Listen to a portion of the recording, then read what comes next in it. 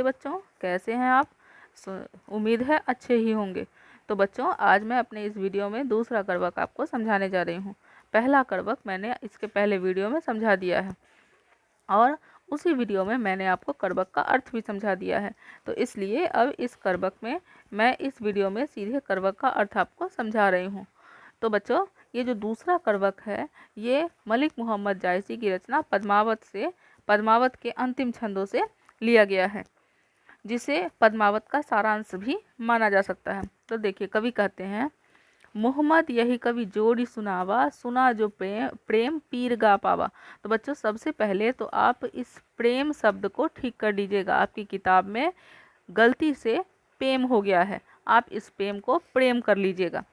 सुना जो प्रेम पीर गा पावा, तो इसका अर्थ है, कवि कहते हैं कि मैंने पद्मावत की इस कथा को जोड़ जोड़ कर सुनाया है। जोड़ जोड़ कर, कल्पना और इतिहास से जोड़कर पद्मावत की कथा जो आज भी मारवाड़ क्षेत्रों में प्रचलित है, वहाँ की सुनी सुनाई कथा और इतिहास से जोड़कर कवि ने इस कहानी की रचना की है।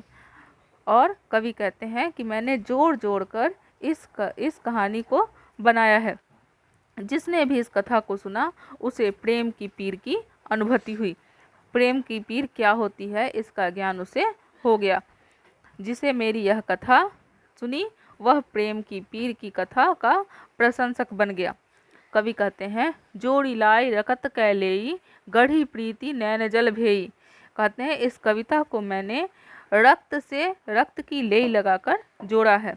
एक पंक्ति और दूसरी पंक्ति को कवि के अनुसार उन्होंने अपने रक्त रूपी लेई को लगाकर इस पंक्ति को जोड़ा है और गाढ़ी प्रीति को आंसू से भिगा भिगा कर गीला किया है।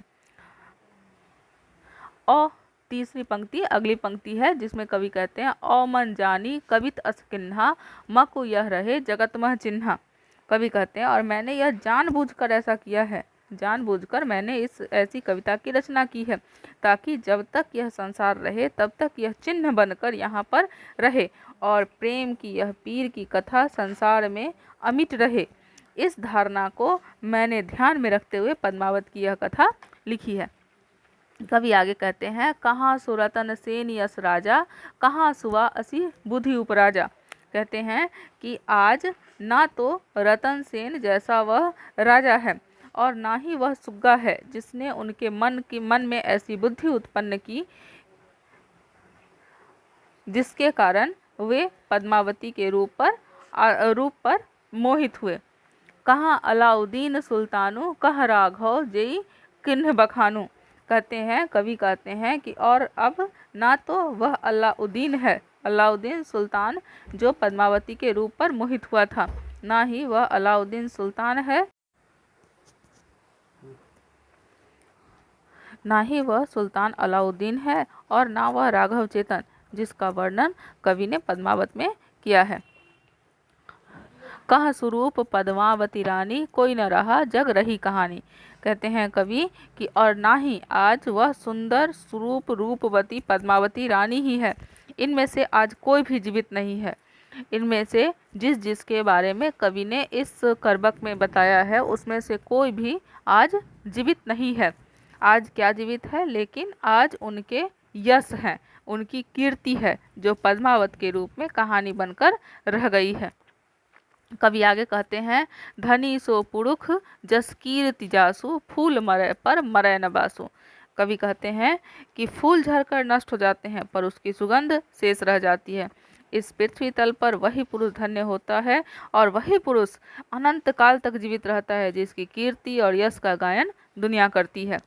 किसने इस संसार में थोड़े के लिए अपना यश नहीं खोया, अर्थात बहुत से लोग ऐसे हैं जिसने अपने थोड़े से के लिए अपना यश खो दिया है। जायसी कहते हैं कि जो भी मेरे द्वारा रचित इस प्रेम कथा को पढ़ेगा वह मुझे हमेशा याद रखेगा, वह मुझे अनंत काल तक याद रखेगा। कहते हैं, केई न जगत जस बेचा, केई न लिन्ह जस मोल, जो यह पढ़े कहानी हम संवरे दुई मोल। कहते हैं कि यह मेरी रचना ऐसी है जिसको कोई भी ना तो खरीद सकता है ना कोई इसको बेच सकता है, इसको केवल पढ़ा जा सकता है। और जो भी मेरी इस रचना को पढ़ेगा वह 2 शब्दों में मुझे ज़रूर याद करेगा। तो कवि अपने इस अमर प्रेम काव्य पद्मावत के प्रति अगाध विश्वास रखते हैं और इसलिए कहते हैं कि इसे अनंत काल तक श्रद्धा मिलती रहेगी और इसका सुवास अनंत काल तक पृथ्वी में फैलता रहेगा। तो बच्चों, उम्मीद है आपको मेरा ये वीडियो पसंद आया होगा। तो इसे लाइक और सब्सक्राइब जरूर करें और शेयर करना तो बिल्कुल ना भूलें। धन्यवाद।